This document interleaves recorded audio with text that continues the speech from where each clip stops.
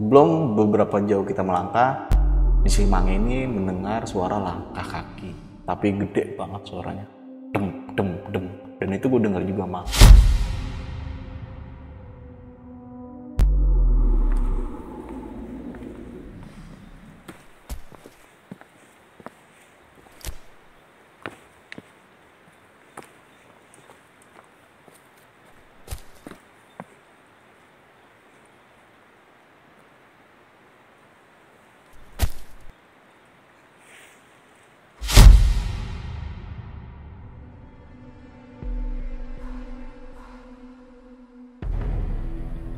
Nah, di sini nih, gua ngeliat di jalur itu ada orang, tapi nggak ada pergerakan sama sekali.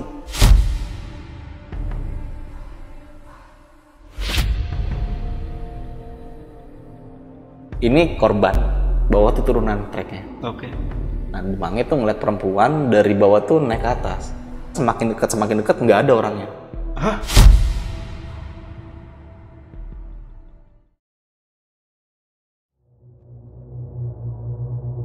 Halo semuanya, kembali lagi di Lentera Malam bareng gue Jamal. Dan di segmen Saksi Misteri kali ini gue udah kedatangan narasumber yang akan bercerita tentang pengalaman horornya. Dan narasumber gue kali ini akan menceritakan tentang pengalaman pendakiannya pada saat ke Gede Pangrango. Dan gak cuma itu aja, karena di pendakiannya kali ini dia juga mengevakuasi seorang pendaki dan juga mengalami beberapa teror mistis yang ada di Gunung Gede Pangrango. Kita langsung kenalan aja sama narasumbernya. Ini di samping gue udah ada Jotam. Tem, apa kabar Tem? Sehat Mal. Oke. Tem, Yuk. mendaki sekaligus mengevakuasi seorang pendaki nih Tem. Iya. Itu gimana ceritanya Tem? Gimana ya? Sebenarnya bukan keinginan gue ya buat ngalamin kejadian yang nanti bakal gue ceritain itu. Dan kejadian itu terjadi ya karena memang udah pilihan aja Mal. Dan harus gue jalanin lah seperti itu. Dan kalau dibilang naik gunung mistis itu, ya karena kita mendaki gunung itu ya ke rumahnya. Hal-hal gaib gitu ya udah biasa lah ya kan. Oke. Tapi gimana kita nyikapinya, nyikapin secara ya bijaksana aja. Nah, selain lo mengevakuasi nih seorang pendaki, ada hal lain nggak pada saat itu? Dan di situ gue juga bertemu sama petapa yang udah 9 bulan bertapa di puncak Pangrango. Lebih tepatnya di Lembah Mandalawangi itu. 9 bulan? 9 bulan. Anjay. Dan dia itu gue nggak tahu ya cara bertahan hidupnya seperti apa. Dan ini lo ketemu nih? Ketemu gue. Terus? Dan gue mengira pada saat ketemu itu dia itu bukan orang. Ternyata dia adalah petapa yang udah 9 bulan. Nah, sebelum pendakian itu gue sempat dikasih pesan nih sama kawan gue yang di base camp itu, kalau lu naik ke Pangrango, lu bawa logistik yang banyak. Nanti lu titipin ke si petapa itu, lu kasih logistik sisanya ke dia lah. Berarti si petapa ini itu udah rame beritanya di komunitas pendaki gunung? Ya sebagian udah sih, tapi nggak begitu viral banget ya. Yang gue tahu itu ada beberapa pendaki yang ngejelasin ketemu petapa itu. Ya 9 bulan di atas gunung. Anjay. Lalu sempat dengar gak sih tujuan dari petapa yang ada di sana? Itu tujuannya apa, Tem? Wah, kalau untuk masalah tujuan yang pasti nyari ilmu lah ya. Bukan healing ya? Bukan lah. Bukan kayak anak-anak sekarang healing ya? Ya pasti ada ilmu yang dicari lah, nggak tahu ilmu apa lah. Ya gue juga nggak mau tanya lebih detail maksud dia, tujuan dia betapa itu nggak mau. Sensitif soal privasi orang masing-masing. Tahun berapa, Tem? 2020 pas banget pandemi. Pas banget pandemi ya? Nah, sebelum lo lanjut cerita nih, gue mau ngasih lo sesuatu nih, Tem. Apa tuh? Jelly kolagen. Yo. Jadi nanti pas lo cerita tuh lebih seger lah. Ya. Jadi, jelly ini mengandung kolagen dan juga sumber vitamin C yang baik untuk kulit kita dan juga imun tubuh kita. Jelly kolagen juga udah tersedia di seluruh Indomaret yang ada di Indonesia. Nah, teman-teman juga jangan lupa follow akun sosial media dari Jelly, karena setiap bulannya Jelly selalu ngadain giveaway iPhone 13 dan juga voucher Indomaret. Jadi teman-teman jangan lupa follow akun sosial media dari Jelly. Untuk linknya gue taruh di deskripsi. Minum dong.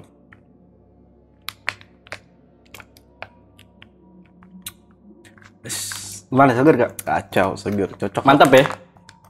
Nah ini kalau misalkan lo mau beli Jelly kolagen ini udah tersedia di Indomaret nih. Siapa tahu cocok untuk lo mendaki gunung? Cocok banget ini di suasana panas ya kan. Minum kolagen kayaknya wah. Seger ya? Energinya bangkit lagi. Anjay, energi. Oke. Yaudah, buat kalian yang penasaran sama cerita lengkap dari Bang Jotham, tonton videonya sampai habis dan tanpa basa-basi lagi, Saksi Misteri kita mulai.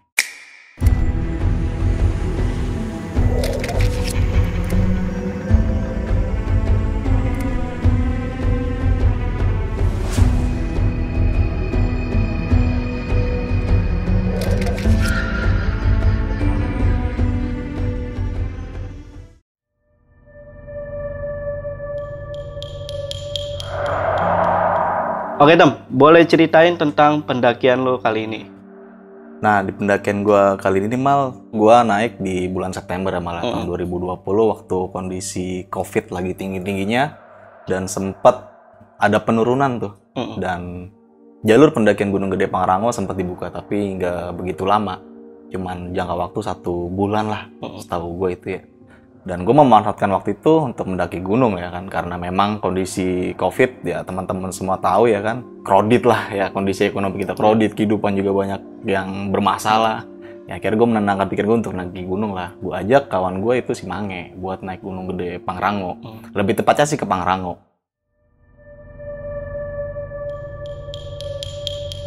Nah, akhirnya malam itu gue terjadi percakapan sama Mange. Ayolah kita naik gunung, kapan? Besok kita naik. Itu gue kalau nggak salah naik hari Jumat. Hari Jumat gue mulai perjalanan dari Bintaro, naik sepeda motor. Kurang lebih makan waktu 3-4 jam lah sampai Cibodas. Nah di Cibodas ini gue mampir ke salah satu base camp kawan gue lah. Namanya A lah ya, gue nggak mau sebutin namanya. Di situ seperti biasa lah gue mau ngurusin maksi, istirahat juga malam itu. Untuk keesokan paginya mulai start pendakian.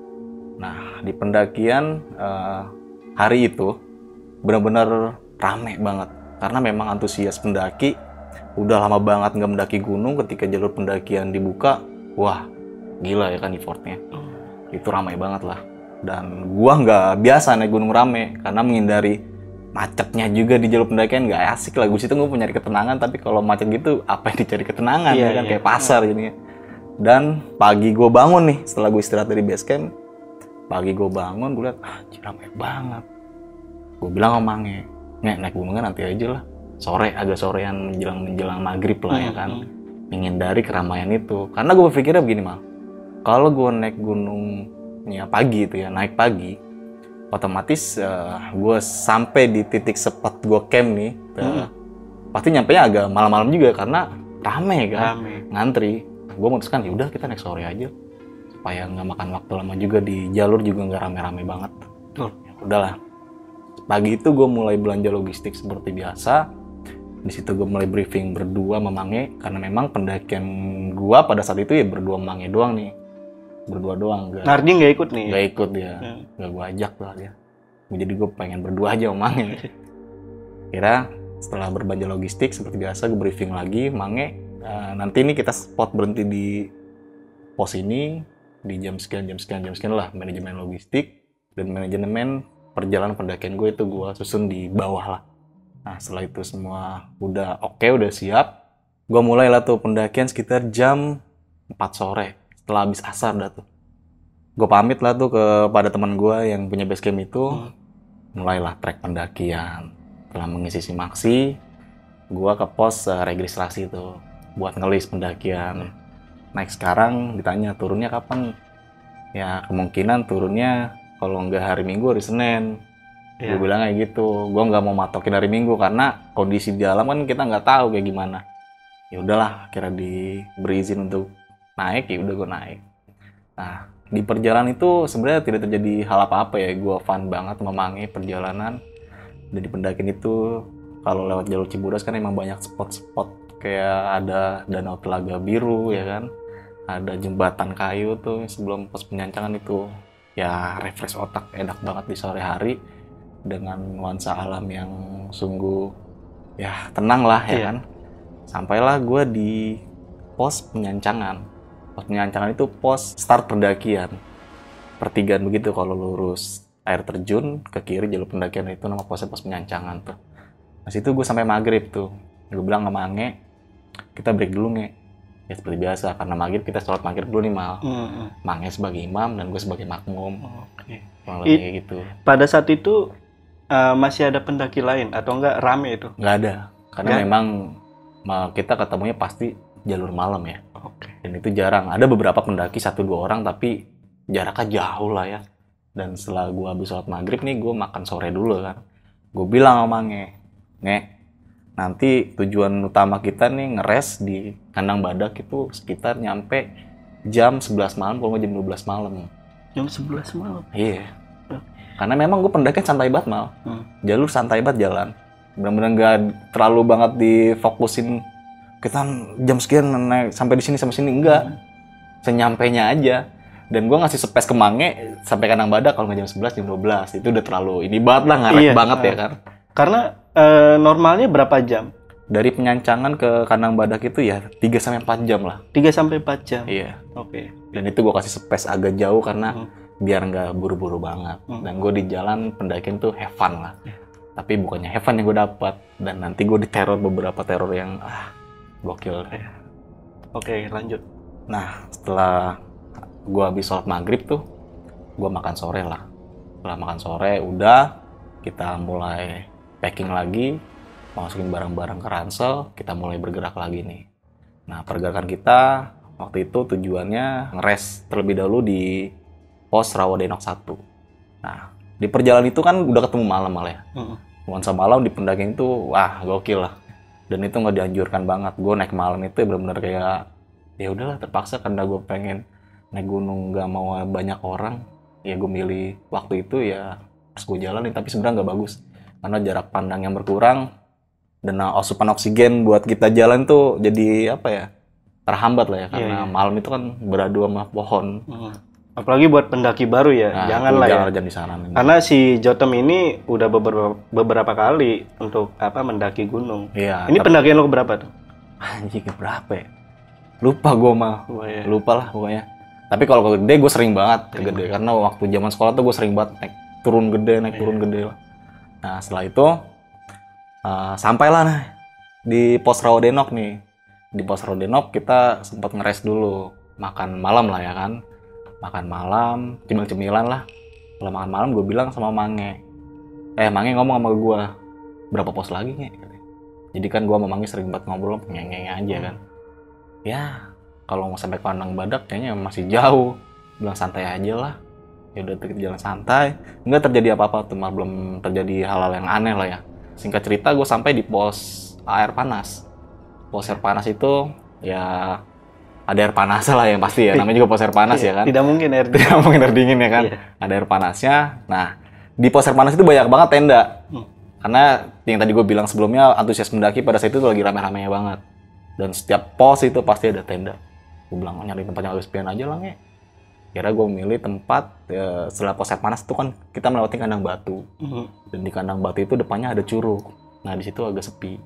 Sepinya itu dalam tanda kutip apa ya? Mungkin nuansanya agak mistis gitu lah. Gue milih di situ. Tapi gue berpikir positif, gue nggak mau berpikir negatif loh ya kan. Kalau kita berpikir negatif terus, pasti hawa negatif tuh kayak setan segala macem bakal menghantui kita ya. Ya gue milih di tempat itu, Mange. Nah kita ngeres, makan malam nih. Bukan makan malam sih, cemil-cemilan, ngopi dulu ngopi. Kita ngeres ngopi. Nah si Mange ini izin buat buang air kecil di deket curug gitu ya. Gue nyiapin buat ngopi lah ya kan. Setelah gue nyiapin buat ngopi nih, Mange kan pergi tuh. Nah setelah pergi dia buang air kecil nih. Nah buang air kecil ini anehnya nih kejadian begini Mal. Setelah dia lagi buang air kecil, dan dia ngeliat gue itu ada di belakangnya dia, di belakang Mange gue. Jadi Mange buang air kecil, terus si Mange itu ngeliat gue ada di belakangnya dia. Dia mengira Mange ini gue pengen buang air kecil juga. Nah padahal kan gue lagi masak kopi ya kan. Nah Mange sempat bilang tuh ke gue, lah lu mau buang air kecil juga, jangan di belakang gue lu, agak jauhan. Nah tapi raut wajah gue tuh ya flat gitu aja. Akhirnya Mange balik tuh ke tempat spot yang gue bikin kopi. Nah pas balik, ngeliat gue lagi nyeduh kopi.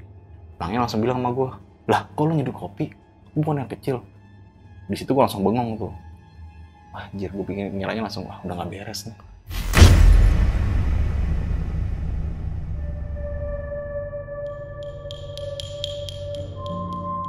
Ya udah tuh gue packing tuh, udah jangan ngopi di sini deh.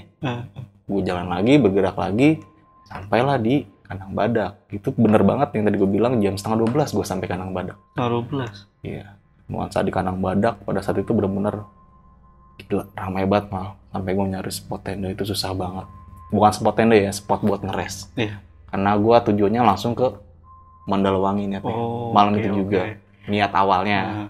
Karena sebagai info aja, kalau pos Kandang Badak itu memang tempat untuk nenda ya. Rest camp lah ya. Rest camp lah ya. Tapi lu memang tujuannya ke Mandalawangi malam itu juga. Nah, setelah gue sampai Kandang Badak nih sama Mange, gue bilang sama Mange, lu mau lanjut apa mau ngeres di sini? Si Mange bilang, kayaknya ngeres di sini aja dah, Blay. Gue udah ngerasain yang udah nggak enak lah di dirinya dia. Terus gue bilang, gue pancing, karena gue tahu ya sebelumnya tadi dia ngelihat gue di belakang itu, pasti gue tahu, pasti dia ngalamin yang buruk lah ya kan, digangguin gaib lah ya kan. Gue penasaran ya kan, dalam artian, gue pengen tahu nih bocah tadi ngeliat apa ya. Nah yang tadi gue jelasin itu dia menceritakan setelah nanti turun ke bawah. Jadi setelah turun ke bawah dia baru menceritakan kalau yang tadi gue jelasin. Pas gue tanya kayak gitu, Mange nggak bilang tuh, nggak apa-apa ya Blay. Pokoknya jangan lanjut deh, kalau bisa ngeres di sini aja. Oh ya udah. Menurut gue kondisi pada saat itu benar-benar udah nggak memungkinkan buat gue paksain melanjutin perjalanan. Satu, udah tengah malam. Kedua, kondisi kawan gue nih si Mange udah nggak memungkinkan lah. Baca udah nggak pede, lebih baik nggak gue lanjutin. Akhirnya gue nyari spot tenda tuh, nyari spot tenda susah banget. Sampai akhirnya gue dirin tenda itu di jalur pendakian, trek. Akhirnya gue makan bagian beberapa jalur pendakian, gue bikin di pinggir banget. Jadi gue mau makan inilah, jalan lah. Suasana di Kandang Badak pada saat itu benar-benar rame banget. Kalau lo ngelihat pasar malam lah ya kayak gitulah. Saut-sautan sana sini, musik, wah gila ramai minta ampun. Yang tadinya gue pengen nyari ketenangan malah nyari keramaian, wah agak gue kecewa juga kan pada malam itu. Ya udahlah, gue nggak mau berlama-lama. Akhirnya setelah gue makan malam, kita langsung istirahat lah. Gue bilang sebelum istirahat, gue tanya sama Mange, besok kita bangun pagi nih, biar nge-trek langsung ke Pangrangonya nggak terlalu sore banget. Kira kita istirahat tuh, tertidur.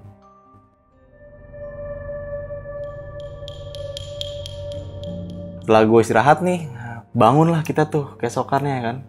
Niatnya bangun pagi mal. Nyata yang tadinya rencana pagi bangun kesiangan. Sudah biasa itu. Sudah biasa. Itu gue bangun jam 10 siang lah. Ya jam 10 jam 11-an lah. Anjir jam 10 kata gue. Ya udah tuh kita langsung gerak-gerak packing, Mange masak buat lanjut perjalanan. Kita mulailah tuh setelah gue packing gue kelar, makan, habis itu kita lanjut bergerak lagi. Nah, pergerakan menuju Pangrango itu, jadi trek pendakian Pangrango itu salah satu trek pendakian yang jarang banget diminati sama pendaki nih mal. Kebanyakan tuh pendaki tuh kalau naik Gunung Gede Pangrango milihnya ke Puncak Gede, jarang lah ke Puncak Pangrango. Karena memang jalurnya itu, wah nggak keurus lah dibilangnya kayak gitu lah ya. Banyak pohon tumbang lah, treknya begitu. Kira kita melanjutkan perjalanan menuju Pangrango, nggak terjadi apa-apa tuh karena kita benar-benar fun. Dan gue nggak mau menanyakan kondisi Mange yang sebelumnya itu tuh yang malam tadi ya kan. Sampailah kita di Puncak Pangrango jam 3 lah. Jam 3 sore itu sebelum asar. Kita sampai foto-foto terlebih dahulu, baru melanjutkan ke Lembah Mandalawangi nih. Kita mau mutusin buat rest camp di situ di Lembah Mandalawangi. Kondisi Lembah Mandalawangi pada saat itu benar-benar sepi. Benar-benar ya nyaman lah ya kan. Sebagaimana Lembah Mandalawangi yang diidolakan sama Suhoki pada saat itu. Ya gue ngerasakannya seperti itulah. Nah, di Lembah Mandalawangi itu gue udah mikir kalau ada petapa nih di sini nih. Petapa yang udah 9 bulan di situ mal. Nggak turun-turun tuh. Nggak tahu apa yang dicari ya kan. Jadi sebelum naik, tadi sempat gue jelasin di awal pembukaan tuh, kalau pas naik itu gue harus bawa logistik yang banyak. Nah logistiknya itu nanti kalau bisa dikasih ke si petapa itu buat asupan makannya dia. Nah di situ gue nggak nemuin petapa itu. Oh nggak nemuin? Nggak nemuin. Jadi tok di Mandalawangi itu cuman gue berdua doang sama Mange. Nah akhirnya Mange ngambil air ya kan, gue dirin tenda. Nah nggak lama kemudian Mange tuh balik lagi ke gue. Dia bilang sama gue, gue dingin nge. Terus gue tanya, airnya mana? lu aja yang ngambil air lah, gue di sini. Mau dengan raut wajah yang apa ya, menurut gue ya takut, kayak orang gimana sih, aneh gitu. Gue ngeliat Mange pada saat itu, ya udahlah, gue nggak mau berpikir panjang, gue tahu dia ngalamin yang inilah. Kira gantian lah tuh gue ngambil air nih. Memang di sumber mata air di Lembah Mandalwangi itu kayak gue amal, adanya di paling ujung sana sebelah kiri. Oke. Jadi kalau lu mau ngambil air tuh kayak lu masuk ke gua dulu tuh, serem banget cuy. Nah, setelah gue ngambil air, gue balik lagi. Gue gak ngalamin kejadian apa-apa sih pada saat itu. Kira gue balik lagi ke tenda, kira kita ngeres di situ lah, makan sore lah ya, makan sore. Jadi di Lembah Mandalwangi itu ada kayak tugu in memoriam, yang pendaki sudah meninggal di situ dibikin tugu lah ya kan. Nah di situ gue ngeliat ada orang, dia nggak memakai jaket pendakian, nggak safety, dan nyeker juga. Nyeker serius. Pakainya hitam, celananya hitam, rambutnya gondrong. Dan itu tempat gue sapa ya kan, Mang, dari mana? Tapi dia nggak ngejawab. Jadi kayak rautnya flat, diem gitu aja, cuma ngeliat, udah tapi nggak ngejawab. Terus gue langsung berpikir, wah ini kalau yang petapanya ya kan. Akhirnya gue samperin lah tuh si beliau itu. Gue samperin, gue tanya ngecamp di mana. Dia bilang ngecampnya ada di seberang Lembah Mandalwanginya. Jadi Mandalwangi itu gue ngecamp di sebelah sini, pas masa Mandalwangi gue ngecamp, nah di seberang itu ada punggungan lagi, dan ngecamp di punggungan situ. Oh gitu, ya kira gue nitipin logistik yang lebih, gue kasih ke dia nih. Ya, yang dititipin tadi sama temen lo ya? Iya, dititipin, akhirnya gue kasih ke dia, dan gue tanya, orang mana? Dia sih ngejelasin kalau dia tuh orang Banten. Dia udah bertapa selama 9 bulan. 9 bulan. Iya, tapi gue nggak tanya lebih detail buat nyari ilmu apa karena sensitif ya kan. Ya udah, gue biarin, ya udahlah urusan dia itu mah. Pada saat lu ketemu si petapa ini kan orang petapa kalau misalnya di gunung ini jarang mandi ya. Iya. Itu bau ketek gak? Wah, gimana ya? Sorry itu. Gak dijawab gak apa-apa dong. Oke. Lanjut aja tuh. Jadi setahu gue itu kalau di gunung ya. Kalau di gunung ini kita kalau nggak mandi kayak nggak ngerasa bau, kayaknya enggak ya. Enggak lah. Karena gue pernah di Argopuro sampai berhari-hari nggak mandi, nggak ngerasa bau. Nggak ngerasa. Karena mungkin udara dingin. Temen lu nggak ngerasa juga. Nggak ngerasa juga. Fun aja ya. Iya. Kalau nggak mandi berhari-hari, mungkin kalau dakimnya masih ada lah. 9 bulan. Iya, 9 bulan. Gokil ya kan. Nah, setelah gue habis sapa-sapa tuh sama petapa itu, ya udah gue balik lagi ke tempat rest camp gue tuh, tempat camp gue. Kita seperti biasa, dan malam ini gue mengalami kejadian yang sangat gila banget menurut gue. Di tenda itu, setelah kita makan malam ya kan, kita istirahat. Nah, di istirahat ini gue ngalamin kejadian yang dimana tenda kita tuh digoyang-goyang gitu mal. Gue mengiranya pada saat itu ya badai, angin, karena Lembah Mandalwangi itu kan jalur angin kan, perlintasan angin. Dan pada malam itu nggak ada sama sekali angin. Hah? Serius cuy. Jadi tenda gue Mange tuh kayak digoyang-goyangin parah. Gue bilang sama Mange, lu keluar nih, anginnya kencang banget nih. Terus gue bilangin, itu plastiknya coba dirapetin lagi. Pas keluar nggak ada angin, sunyi banget, dan itu terang bulan malah. Oke, akhirnya Mange masuk lagi, dan gue coba istirahat lagi nih ya. Nah, selang berapa jam kemudian, jadi jedanya itu nggak bermenit ya, jadi per jam gitu jedanya. Nah, mulai lagi tuh tenda kita digoyang-goyangin. Goyangnya parah cuy, udah kayak pasak itu mau lepas. Ini lebih kayak digoyangin orang nggak sih? Iya, kayak digoyangin orang. Terus? Dan itu sempat ada pas kejadian yang ketiga kalinya, pasak dari flashlight gue tuh lepas. Dan gue mengiranya angin, tapi pas kita keluar tuh nggak ada angin. Oke, terus. Ya udah itu gue lupain lah kejadian itu. Gue bilang sama Mange, udah nggak usah dipikirin. Dan kita paksa tidur. Hal-hal kayak gitu udahlah, cuekin aja. Sebelum lo lanjut, kita minum lagi aja nih. Oke. Jelly kolagen ya. Biar lo nggak haus, Cuk. Parah sih. Iya, asik juga nih kolagen. Seger nih. Seger banget ya. Recommended ya. Nah ini kalau misalnya lu nanti mau beli, itu udah tersedia nih di Indomaret nih, jelly kolagen. Oke, kita lanjut Tom. Nah, setelah tibalah kita melupakan kejadian tadi malam, yang tenda kita digoyang-goyang gitu ya kan. Itu goyang yang paling parah banget menurut gua. Dan itu aneh lah, nggak ada angin dan nggak ada orang. Ya masa gue ngiranya petapa itu iseng ya kan malam-malam. Kan nggak mungkin juga ya kan, kurang kerjaan malam-malam bisa tergoyang tenda kan nggak mungkin. Dan itu udah aneh lah menurut gua. Tibalah pagi, seperti biasa gue bilang sama Mange, kita jangan lama-lama di sini. Ya, sebisa mungkin siang ini kita turun lah. Oh, pada saat lu di Nenda di Mandalwangi ini, itu ada pendaki lain nggak? Karena kan tadi lu sempat bilang kalau ini rame. Ya, yang sempat gue bilang juga kalau Gunung Pangrango beda sama Gunung Gede, jarang diminati pendaki. Paling orang ke Gunung Pangrango tuh ya cuman tektok habis itu turun lagi ke bawah. Jarang ngecamp lah ya kan. Dan pada saat itu cuman ngecamp cuman gua doang berdua Mange. Dan sama satu orang petapa itu yang nggak mau gabung sama gua. Ya, itu urusan dia lah ya kan. Ya udah tuh, karena tadi gue bilang ngomongin jangan turun sore-sore, akhirnya kita setelah makan siang kita ketiduran mal. Mungkin habis foto-foto ya kan, bikin video itu ada dokumentasinya juga. Dan gue sempat bikin vlog juga pada saat itu. Kita ketiduran. Tidur kita itu bangunnya sore, jam 4. Nah, bangun tidur itu bukan kita packing, malah kita lapar nih. Ih, lapar, masak gitu. Masak lagi. Itu nggak ngeliat jam ya gue ya. Jadi gue taunya, wah ini udah sore cuy. Ya udah tuh habis makan, kita langsung buru-buru packing. Tapi kan packing nggak kayak secepat beberapa menit itu ya kan. Iya. Banyak barang-barang yang sebelumnya itu kita keluarin, kita hambur-hamburin itu. Dan kita harus packing itu benar-benar rapi, nggak mau berantakan. Ya udah tuh habis packing, makan sore, makan waktu sampai 2 jam, santai. Kita berangkat pulang nih.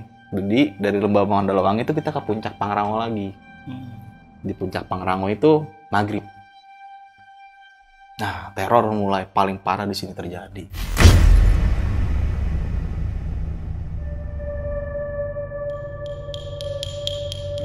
Nah, sampai maghrib di puncak, gue memutuskan untuk sholat maghrib kembali bersama Mange. Satu meminta doa keselamatan juga. Dia setelah sholat itu, seperti biasa, imamnya Mange, gue sebagai makmum. Karena dia untuk mendalami soal agamanya lebih lebih tinggi daripada gue ya kan. Sering ikut pengajian-pengajian, gue percaya lu imam aja nih, gue sebagai makmum. Nah, setelah tadi kita sholat, membacakan doa, mulailah kita bergerak kembali malah dari Puncak Pangrango jam 7 malam. Jam 7 malam? Jam 7 malam. Nah, Mang ini sempat kayak mengkhawatirkan kondisi perjalanan kita turun ini. Karena ini dia pendakian pertama dia nih, malam-malam turun. Jarang loh orang ini, menurut gue nih pendakian yang sangat, nekat gue bilang. Karena gue nggak pernah turun malam dari Puncak Pangrango. Dan kondisi turun malam dari Puncak Pangrango itu karena Pangrango jalur bercabang-cabang ya, itu sangat riskan banget. Dan akhirnya gue alami itu, sampai gue tersesat gitu. Kira kita turun jam 7 malam. Di situ Mange bilang ke gua, dia bilang kayak gini, "Nge, lu emang udah pernah turun malam dari sini?" Kalau gua bilang belum, nanti dia makin tambah ini dong. Gua bilang aja udah gua udah 3 kali gua turun malam supaya menguatkan mental dia kan. Akhirnya kita jalan tuh turun. Posisinya gua paling depan, Mange paling belakang, di bawah belakang gua lah ya kan. Gua ngikutin gua aja Nge. Kita jalan santai aja, nggak usah buru-buru, nggak usah ngejar waktu juga.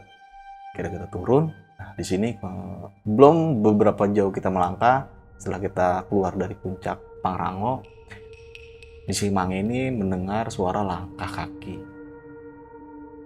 Langkah kakinya itu kayak orang injak bumi, tapi gede banget suaranya, dem. Dan itu gue dengar juga mal. Di situ gue sempat ngebreak. Gue bilang Mange, break dulu Nge.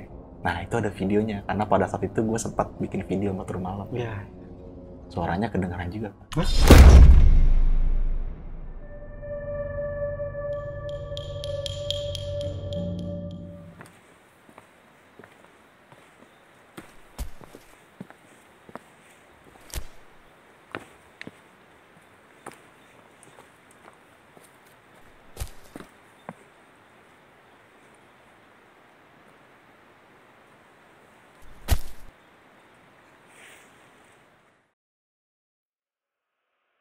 Kita break tuh, gue breaknya itu di batang pohon yang bawahnya tuh jurang. Nggak jurang sih, agak vertikal gitu jalurnya. Kita break situ, gue bilang sama Mange, santai aja, nggak usah buru-buru. Sebatang dulu kan, buat nguatin suasana ya. Sebatang dulu dah, ngeluarin rokok. Habis batang, mulai bergerak kembali tuh sekitar 30 menit kita ngeres di situ, lumayan cukup lama mal. Karena ngebalikin kondisi kita ya kan, yang gimana ya, lu ngalamin kejadian gaib buat diri lu ketika lu ngerasa bener down. Kalau menurut gue ya, kalau gue paksain itu sangat bahaya. Jadi kita gimana pun kembali kondisi kita normal lagi nih. Fokus batang 30 menit kita melanjutkan perjalanan lagi.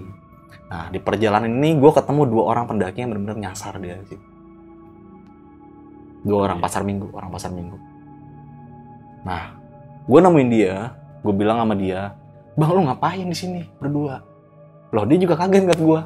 Akhirnya ada orang juga bang turun dari sini. Jadi 2 orang pendaki ini benar-benar tersesat.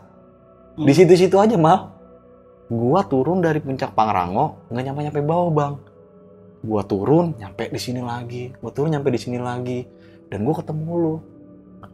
Makanya dia sempat nanya sama gua, "Ini abang orang apa bukan?" Gue bilang, "Ih serius, orang pasar minggu." Gue bilang, "Ya orang lah, ngaco aja." Gitu. Akhirnya, "Yaudah bang, gua turun bareng ya, gua di belakang lu ya."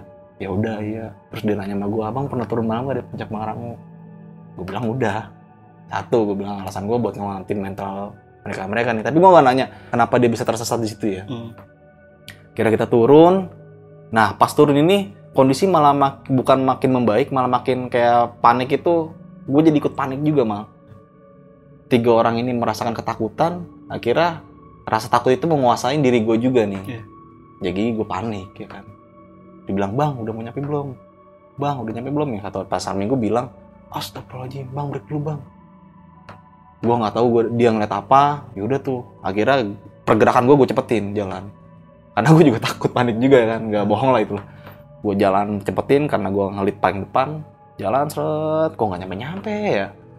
Akhirnya gue nggak. Jadi jalur bercabang-cabang gitu mal, bercabang-cabang. Pas turun dari Pangrango, gue ngambil jalur, gue lupa jalur mana. Sampai pada akhirnya tuh gue nemuin jalur yang dimana-mana harus pakai webbing turun. Dan gue baru tahu kalau itu jalur pendakian Pangrango jalur lama. Gue baru sadar pas sampai turun di webbing, anjir, jauh banget gue melipir jalur. Dan itu gue tahu jalur lama, karena memang gue sering gali literasi ke beberapa teman gue yang lama lawas nih. Kalau dia naik ke Pangrango itu lewat jalur lama, jalurnya itu ada di belakang shelter Kandang Badak nanti tembusannya. Dan gue nemuin itu. Wah di situ gue anjir, gue langsung break, anak-anak gue suruh break. Gue bilang doa menurut kepercayaan lu masing-masing, doa sepasti mungkin supaya kita turun dengan selamat nih. Udah tuh sebelum kita nurunin webbing, setelah berdoa kita turun. Akhirnya gue sampai di Kandang Badak nih, bener sampai di shelter Kandang Badak belakangnya. Dan itu jauh banget dari jalur pendakian yang baru ya. Itu jalur pendakian yang benar-benar bukan recommended banget lah itu, karena jalur sangat berbahaya menurut gue. Akhirnya gue sampailah di shelter Kandang Badak. Dan 2 orang pasar minggu ini karena dia gelar tenda di Kandang Badak, jadi ke Pangrango itu cuma tektok doang. Sampai akhirnya dia tersesat itu. Dia bilang, "Bang rest aja dulu di sini, jangan lanjutin turun." Gue bilang nggak bisa. Estimasi gue naik pendakian ke Pangrango ini udah habis. Gue izin sama orang bawah tuh turun hari Minggu. Nggak bisa turun hari Senin. Nanti gue kena diberitain kenapa-napa lagi. Ya udah. Pada malam itu akhirnya gue memutuskan untuk turun. Jam 12 malam dari Kandang Badak. Jam 12 malam? Iya. Oke. Bersama 4 orang ini? Enggak, berdua gue omangnya. Lu berdua doang? Pasar minggu ini akhirnya dia bilang, "Yaudah bang, gue besok pagi aja turun." Oh ya udah. Karena memang fisik dan tenaga gue masih ada ya kan omangnya. Gimana lu pede nggak turun malam? Ya gue mau ngikutin apa kata lu aja. Lu udah pernah turun malam belum? Udah, gue bilangin. Ya udah, akhirnya kita packing, kita makan terlebih dahulu, habis itu kita mulai bergerak nih. Nah, pas turun malam ini, sampailah gue di pos air panas nih mal. Di pos air panas itu gue ngeres. Karena memang gue minta buat ngeres aja dulu. Ngopi, ngerokok. Nikmatin suasana malam di pos air panas. Cuma lagi terang bulan pada saat itu. Nah, mangnya lagi nyeduh kopi. Gue keluar nih buat nyari ranting-ranting pohon. Buat ngangetin badan. Kondisinya pada saat itu benar-benar dingin ya. Pas gue lagi nyari ranting pohon, jadi shelter air panas ini di atas. Kolom air panas ini di bawah mal. Gue keluar dari shelter pos air panas, nyari ranting. Dan itu gue ngeliat cahaya di kolomnya itu. Cahayanya itu tembus ke atas begini pak. Terus gue mengiranya itu handphone pendaki yang jatuh di kolom itu. Gue mengiranya tadi begitu kan. Gue bilang ke Mange, gue masuk shelter lagi. Ada handphone di kolom. Shit, handphone bocah kali jatuh. Iya, coba lu ambil. Gue turun tuh mal. Gue turun, lah cahayanya itu langsung hilang gitu aja. Pas gue naik lagi cahaya itu ada lagi. Gak jadi ngopi gue berdua sama Mange. Jangan ngopi di sini gue bilang. Udah akhirnya gue lanjutin bergerak lagi sampai pada akhirnya di pos Rawadenok 2.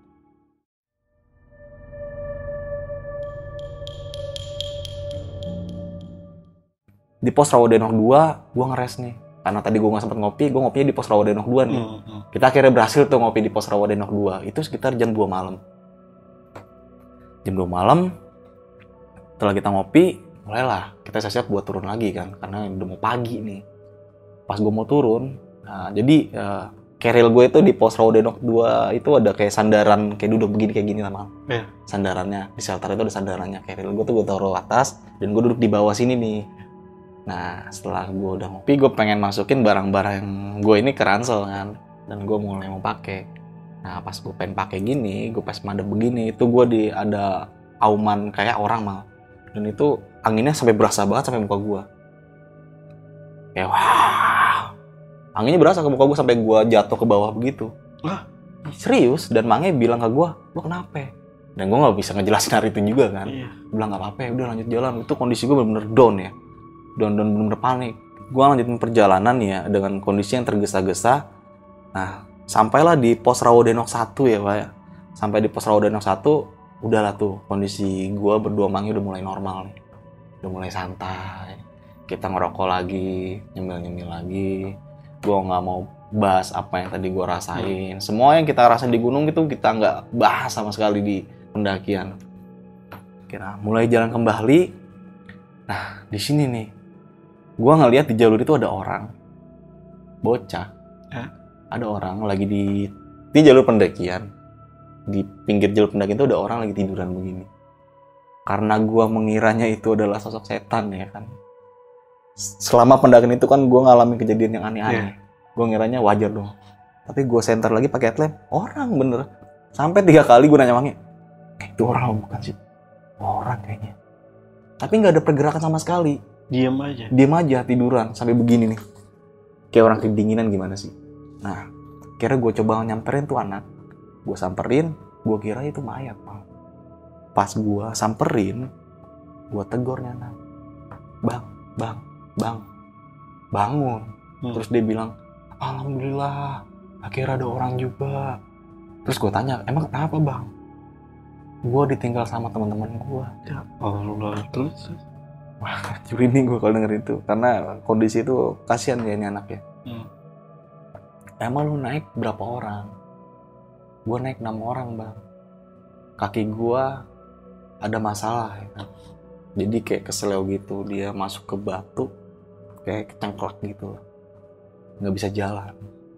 5 orang temannya ini bilang, janjiin dia buat manggil orang bawa buat evakuasi si anak. Tapi nggak ada yang nemenin dia. Kan gila ya. Nggak gitu caranya menurut gue. Gue tanya lagi, udah berapa jam lo di sini? Dari jam 9 malam bang. Ketemu gue jam 3. Lu hitung udah berapa jam?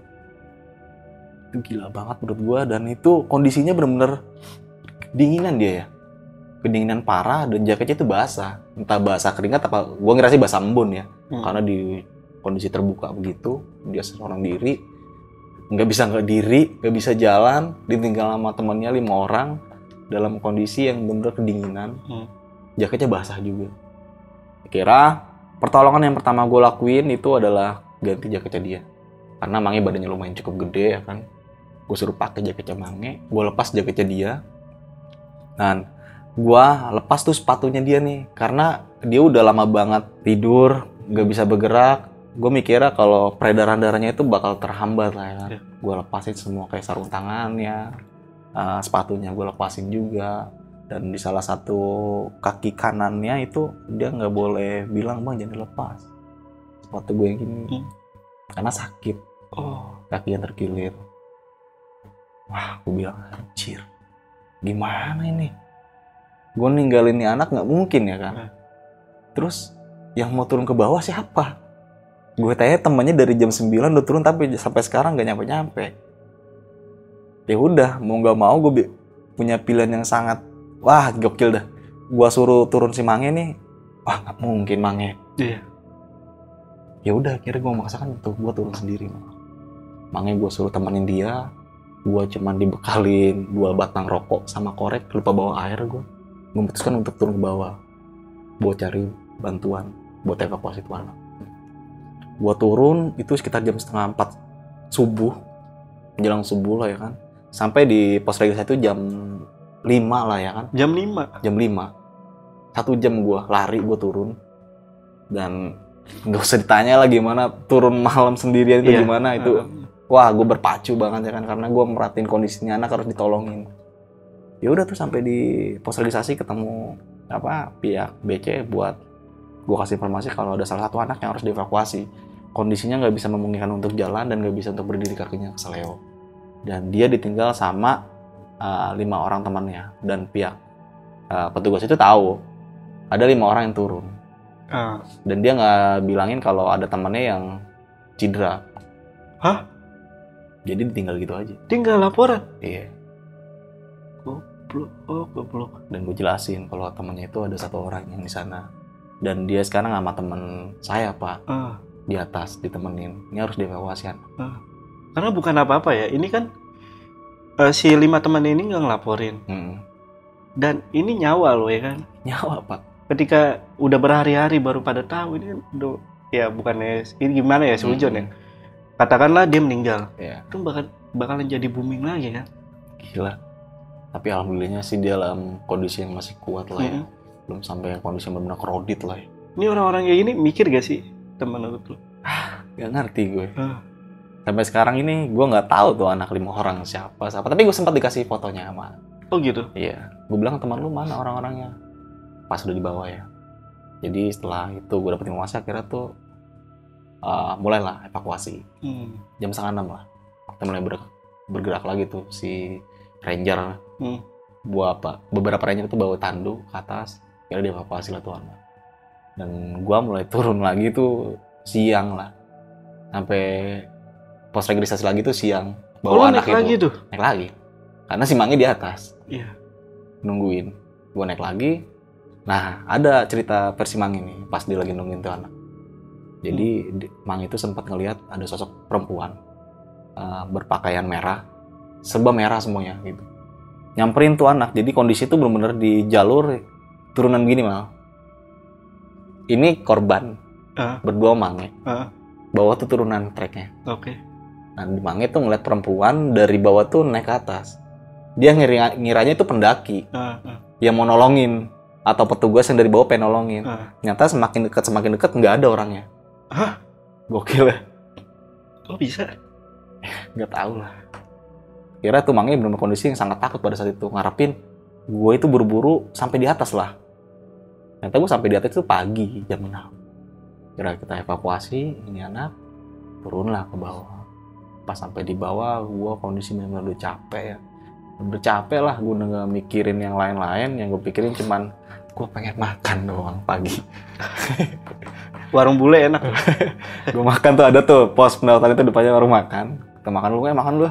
Makan, setelah makan gue gak mau bahas tentang si temennya si korban ini yang ditinggal gitu aja. Sampai beberapa kasus yang diteror-teror.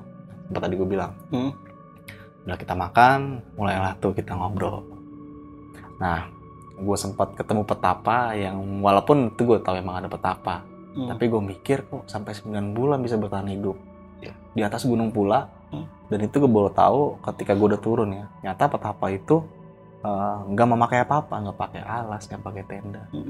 Dan benar-benar udah begitu aja, kosongan aja. Nggak pakai tenda? Agak. Wah, gila sakti itu dong. Itu orang sempat disuruh turun sama petugas tapi nggak mau. Oh gitu? Iya. Selama 9 bulan situ. Nggak pernah ada paksaan untuk dari ranger sana untuk dipaksa turun? Sering dipaksa turun. Kata petugas itu ya, itu udah sering saya paksa turun, anak-anak sini, ranger sini, tapi nggak mau. Itu sempat viral gak sih di pendakian gitu ya? Sempat nggak terlalu viral, tapi beberapa pendaki sering posting bersama petapa itu ya. Sempat gue ceritain juga di beberapa cerita gue ini, sempat gue ceritain di channel YouTube lain ya kan. Dan itu ada lah yang ngejelasin kalau dia itu sempat ketemu lah petapa itu. Jadi nggak setiap kayak ke Pangrango itu ketemu petapa, kayaknya dia agak menyendiri gitu lah. Nah, yang gue baru tahu lagi nih Mal nih, itu setelah setahun kemudian ya, gue naik Gunung Pangrango lagi nih. Gue naik Gunung Pangrango, gue tanya ke pihak base camp kawan gue, petapa itu masih ada nggak? Hilang, Pak. Hah?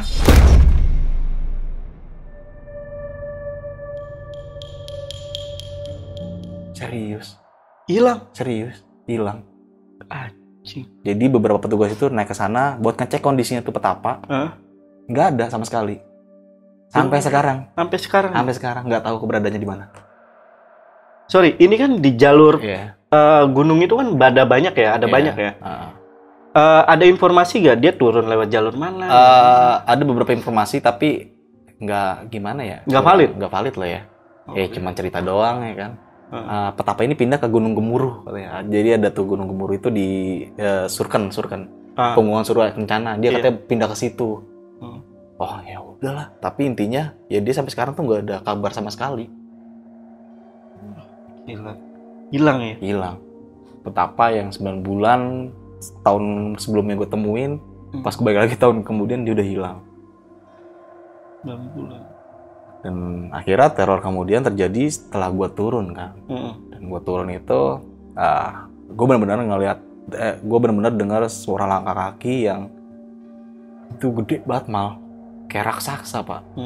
Dem langkahnya itu percis banget di belakang gue berdua Mange. Dan itu gue sempat putuskan break. Nah, si Mange ini menjelaskan ke gue kalau yang langkah kaki itu dia ngelihat sosoknya hitam, tinggi, gede banget. Mange ngelihat ya? Mange ngelihat versinya dia. Tapi gue kan karena gue fokus buat di trek pendakian ya, gue nggak kayak merhatiin kanan kiri atas ya, gue fokus buat karena gue ngelit ya kan, fokus di jalur. Dan Mange ini ngelihat, gue bilang sosoknya hitam Pak, gede, tinggi. Terus ngelihat, kacau, makanya gue itu merinding parah. Ya udah, makanya gue sempat tadi ceritain gue break buat tenangin pikiran juga, dan ketemulah nih 2 orang pendaki ya kan yang tersesat. Dan ini kejadiannya gila ya, dia tuh naik summit ke puncak Pangrango pagi, sampailah siang jam 11. Nggak berlama-lama dia foto-foto di puncak Pangrango, nggak turun ke Mandalawangi juga.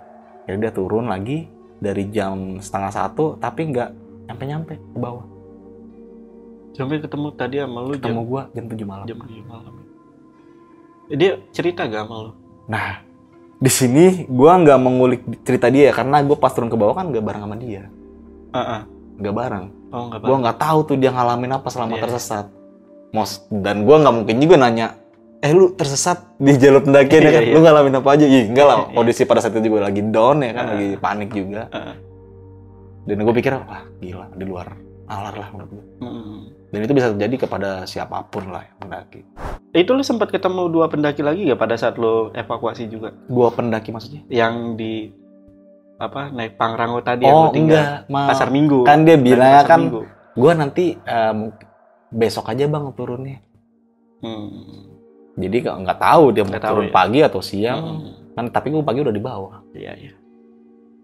Ya udah tuh, setelah ketemu dia tersesat tuh, sampai pada akhirnya gue ngeres di pos air panas yang bener-bener kalau kata temen gue nih yang anak situ akam situ, wah itu mah batu Pak. Batu cincin. Oh yang nyala itu ya, karena lu deketin dia cahayanya hilang ya nggak cocok sama lu. Ya syukurlah nggak cocok, kalau cocok mah gue juga ngeri juga. Nah sampai pada akhirnya teror kembali gue rasakan ketika di pos Rawadenok 2.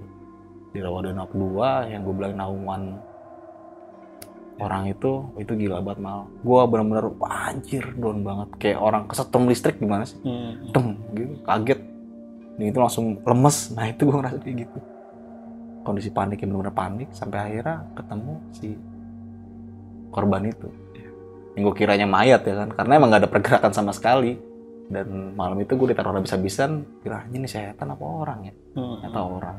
Ya udah tuh, teror terjadi. Menurut gue pendakian Pangrango sampai 2 malam lah ya. Dan di malam terakhir malah gue mengalami kejadian yang nggak bagus juga lah, dicontoh beberapa pendaki yang lain. Meninggalkan temannya gitu aja dalam kondisi yang sangat sakit ya.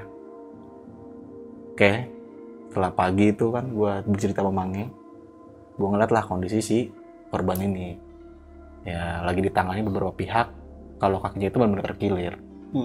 Udah tuh setelah ditanganin lumayan cukup lama waktu, gue penasaran sama temannya ini yang ninggalin dia.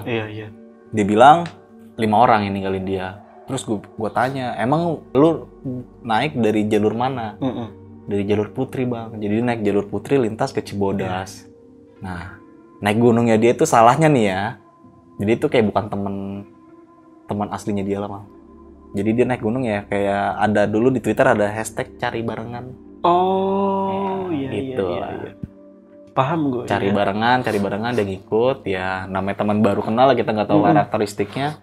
Ya udahlah terjadi seperti itu. Gue bilang lain kali jangan lah. Iya. Kayak gitu nggak bagus juga.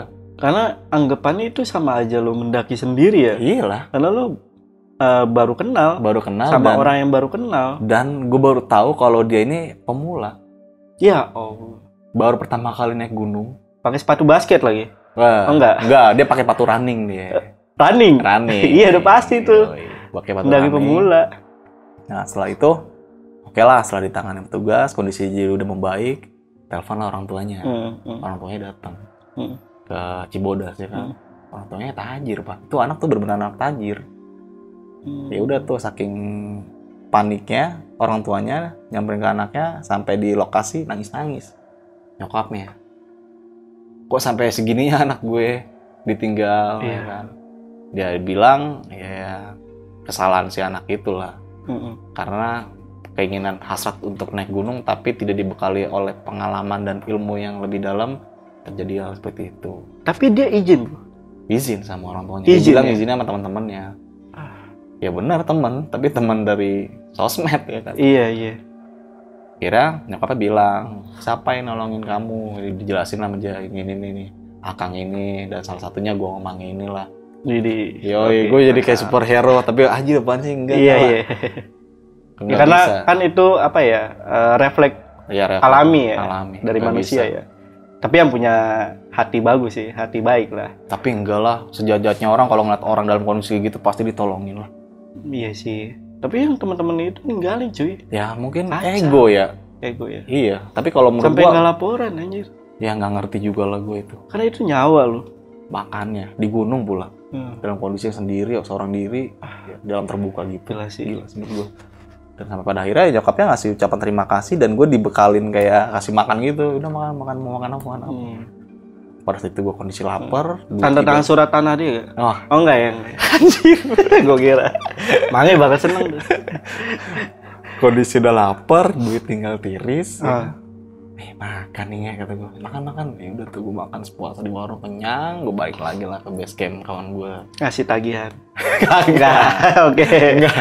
Gue ceritain lah sama pendakian gue apa yang gue ceritain itu ya kayak diceritain di sini. Nah, ini gue tuh ngerasa kayak ada yang kurang nih dari sudut pandang Mange. Ada cerita sendiri gak sih dari Mange? Ada sudut pandang dari Mange. Oh ada ya, ada lagi ya. Di situ dan di situ lengkap lah sama versi, ada dokumentasinya juga. Situ dan ceritanya Mange nanti adalah di channel gue itu. Oke.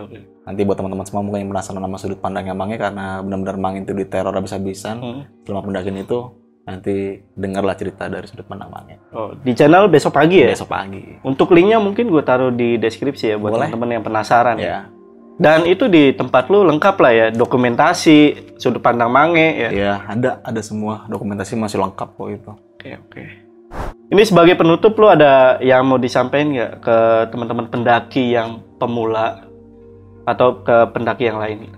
Oke. Untuk pesan-pesan ya malah kayaknya gue nggak pantas lah ya buat ngasih pesan-pesan karena gue juga bukan seorang guru, gue sama seperti kalian seorang pemula juga, tapi jadilah pendaki yang bijak, pendaki yang bijaksana juga. Kalau mau mulai pendakian tuh seusaha mungkin lo mendaki sama orang yang berpengalaman kalau belum pernah mendaki gunung. Dan ilmu-ilmu tentang pendakian itu perlu banget kalian pelajari. Selain itu juga mempelajari karakteristik gunungnya itu penting banget. Dan apa ya, kalau gunung itu bukan tempat taman bermain menurut gue. Gunung itu tempat kita adventure ya kan. Dan di situ banyak banget resiko yang kita bakal hadapin. Jadi sebelum lo memulai pendakian, lo pelajari, gali literasi tentang dunia pendakian itulah. Gitu aja sih menurut gue. Nah itu tadi pesan dari Indra dari Besok Pagi Channel. Dan sekali lagi thank you Indra udah mampir lagi di Lentera Malam. Karena sebelumnya ini Indra pernah juga cerita di Lentera Malam tentang pendakiannya yang Argopuro ya Indra ya? Argopuro. Untuk linknya juga gue taruh di deskripsi nanti. Mungkin thumbnail juga gue taruh di sini nih buat teman-teman yang pengen tahu cerita dari Indra yang lain. Udah, thank you Indra. Oke, Mal. Ya. Sip. Gue tutup. Gue Jamal dari Lentera Malam, Indra dari Besok Pagi Channel pamit. Bye.